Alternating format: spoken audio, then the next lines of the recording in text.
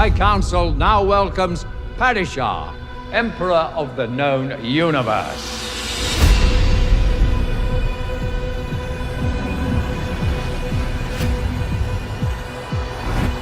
We took a long time to design how we were going to approach this scene. You know, it was a big math equation. All these moments converge at the Landsrat. Richard Donnelly, my DP. He was able to light large sections of the room and then come in and get specific. It's such a huge set, so to light all of the characters, not have any lights on the floor, was a great challenge, but I loved it. Order! Want order? Let me speak of order. There were a couple of important elements to get right. One of them was Travis's monologue, because I think we've been waiting to see what this Desmond Hart is capable of. Oh, I was so excited about the way that it came together. Watching Travis do it was really like watching an actor mesmerize an entire room. A Leviathan that rises from the sand. It is terrifying to experience. It's an interesting scene because there's something of the converted preacher in terms of what he talks about his experience on Arrakis. For her, it's the show of strength that she feels is absolutely imperative at that point in time. Once we learn that Desmond has this awesome power to be able to burn people up from the inside, it makes Carino incredibly confident and makes him realize that he has a weapon, essentially, in Desmond Hart.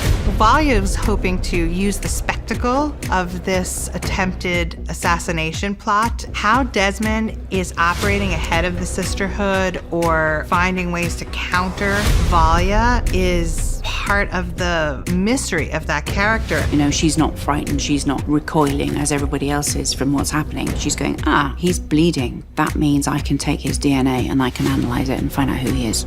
And that may finally answer some questions to his mysterious past.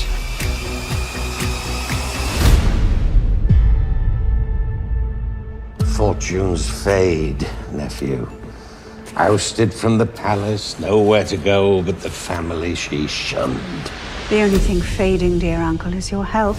Valia exists in an ethos of sacrifice. She has no problem asking other people to do it, and she will ask it of herself. To go back to the Harkonnen family, who she has not helped, she is going to do something for the greater good.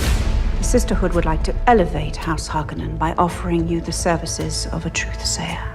There's a lot of unfinished business there. There's a lot of pain in relation to her family. So it's a very uncomfortable thing for her to do. If you're a Harkonnen, you know that people are using you. You also know the Harkonnen ability to use others. So the fact that Valia is gifting him things is suspicious. He will know that. But it's all about who can use better. Well, when we think of the scenes at the Harkonnen house, we think a lot of the conflict between Evgeny, who represents an all-knowing past. You're a murderer. And Valia. Griffin was the only one of you who was ever my equal.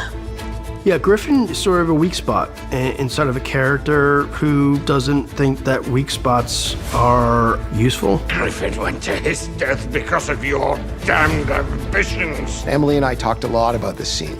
She gets as angry and as resentful as we've ever seen her. I will not apologize for what I did, and I will not apologize for my strength! And then little by little, she starts to think about, what if I withheld this oxygen and let him die? I think when Theo witnesses the depth of Valia's pain, she becomes willing to give her the gift of using her skill and offering a kind of emotional catharsis that Valia could have no other way. If you're willing to make the sacrifice, so will I. Theo is an experiment, an early day experiment by the Taloxan. She's able to kind of change, shapeshift into other people. That power is extremely painful. It's horrific, actually. It's not a kind of enjoyable experience, which is partly why Theo doesn't want to do it. For Theo to do it for anyone shows you how much Valia means to her. Did I push you too far? Everyone makes their own choices, including me. Thank you.